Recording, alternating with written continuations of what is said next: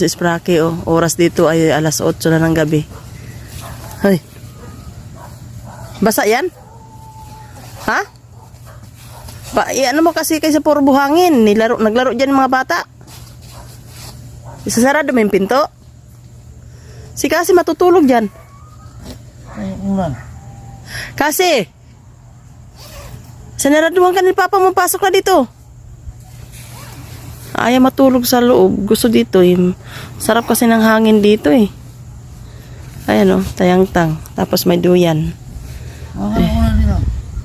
Mga puno ng nyug maliliit. Ha?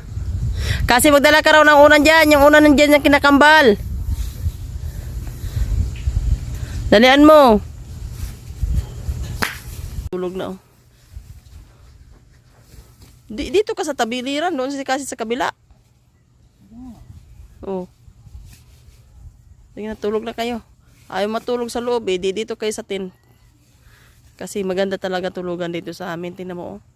Ang buhangin.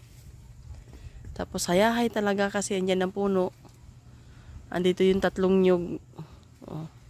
Pero sa loob pwede naman matulog. Kaso lang mas masarap dito matulog ay.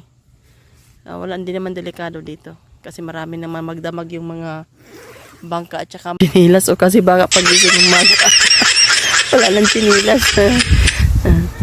Ito.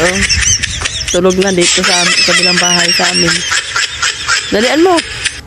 Magkatabi yan silang dalawang mag-ama. Ano kaya yung chinilas? Chinilas may pasok mo. Wala na yan bukas. Doon niya kasi sa tabi. Sa gilid ka kasi doon sa kabila. Ayan, tulog na kayo. Dito ka sa kabila. Sinarado na oh. Ang dami kasi namin tin sa bahay, siguro mga 3. Kaya hindi pag umuwi kami dito. Ayan, sarado na. Ayan mga langga. So ako ipapasok na rin sa loob.